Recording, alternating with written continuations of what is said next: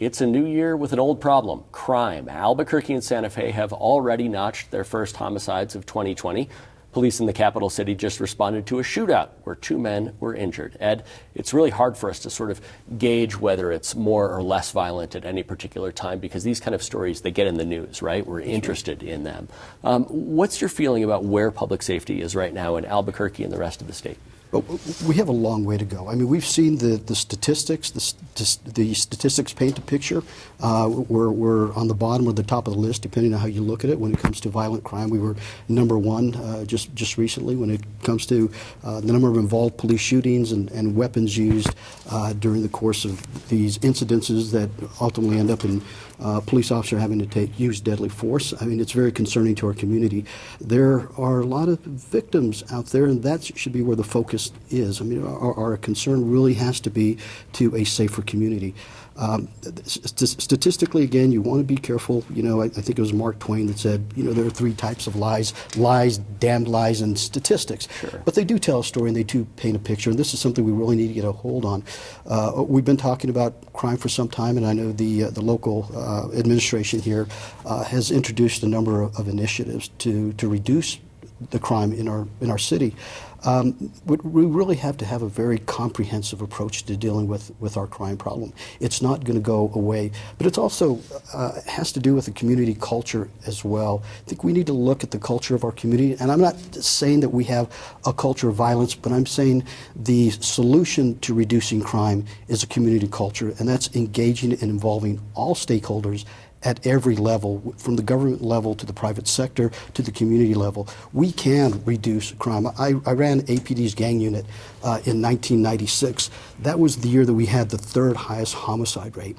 And during that time, we really engaged the community. There were a lot of things that we did that ultimately led to the reduction in the number of homicides in 1996, only to be surpassed in the last several years. So I have hope that with the right strategies, the right collaboration with all the stakeholders, that we can reduce crime. I think there's a lot of hope out there, and I'm positive that with some of the things I'm seeing that we could start to see a reduction in crime, but it's something that is important to our community that we have to continue to get a hold on. We have a long way to go, let's just put it that way. Laura, when we're in a state that has a lot of issues facing it, do you have a sense of how the community might go about galvanizing itself for an attempt to solve a problem like violent crime? How do you get all those people to the table? Yeah, I mean, I think it's a tall order, certainly, but we have to try. We've had just some, it's unbelievable, at 2 hours into the new year, we had a homicide, and it unfortunately was very close to where I used to live. It was actually just around the corner, really, on the west side, and so it's really just disheartening to see that that's happening. I think it's important to get all the right stakeholders in the room, but I think it's also a bigger issue.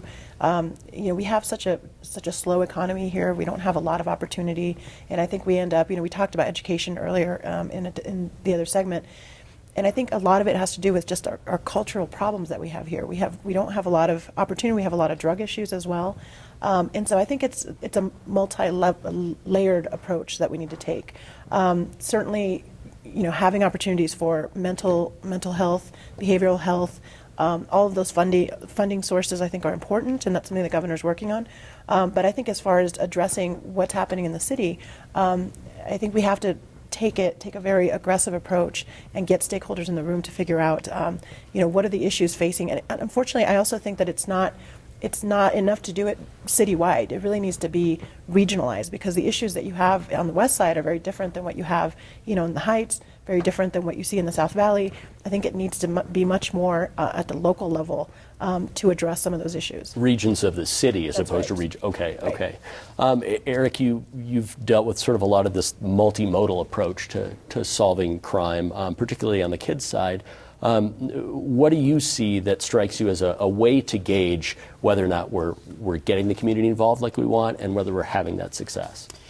Well, I just agree that it's such a difficult, complex issue, and anybody who thinks they have I hate to use gun analogies, but silver bullet, like there isn't. We've tried so many different things, not just us, other cities and states across the country have tried it. I mean, I do think that I'm in the camp that says, that the prevention and the investing in the human capital and dealing with mental health and behavioral health and addiction. I know that that the culture issue is not what others are talking about, that we have a culture of violence, we have a culture of I don't believe that. I think we do have a culture of poverty that's been perpetuated by bad policy. So things like when folks fight the minimum wage and folks fight access to mental health and so on, I think that they're also, to Ed's earlier point, you're basically saying, okay, well, when people have no alternatives, they become stuck in this cycle of violence and so on. And I think the research bears that out. This isn't a sort of a character issue. This is really an opportunity issue.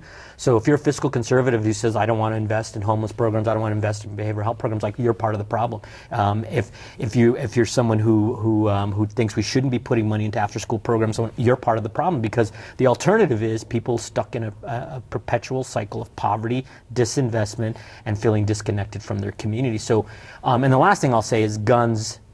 It's striking that we have a candidate for the Senate who comes out of like running a gun business, because anybody who doesn't think that guns, every single one of these stories involved a gun. Most of them, whether it's police excessive use of force because they don't know how armed, who's armed, and they have to react in a certain way, whether it's all the domestic violence we see involving guns. There's legislation now at the state level to once again tighten gun rules. But if you were going to go all in on Second Amendment issues and not acknowledge that we have not just a violence problem, we have a gun problem in this community, and in this country, right, where people are just like, yeah, we've got all this violence, all these people getting shot, and don't touch my gun, right? Right. I want to get to Diane on this. We've been reading about the red flag law in just about the minute that we have left here. Given the breadth of the problem, with a law like this that is so controversial, is that the best solution to you, or do you think that the governor might have more success in addressing crime through some of these other issues that we're talking about? I think through some of these other issues, the public that I've been talking to is very disheartened.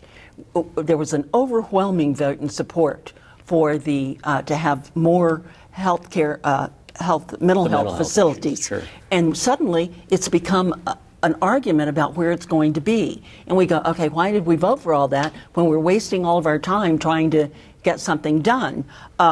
We spend too much time with good ideas, and we don't deliver anything. And I think people, the crime, the statistics, the mayor's office, that blew a hole through everybody. Is here we're trusting that this is going to be the information, and then we find out a few weeks later that it's not right. And so we're going, well, we've reached the point of who can we trust, and how can we say, okay, the governor's plan is the best one, the NRA plan's the best one, my plan's the best one. People are now disheartened and discouraged about it. And just one point, and it doesn't matter what the statistics tell us. If people don't feel safe, they don't feel safe. It's a feeling thing, sure. Yeah. Hey, thanks to you all for digging in this week and agreeing to share your opinions. We're going to get back to our Facebook Live segments next week. Gene, we hope you feel better. We'll be back after the break with a couple of final thoughts.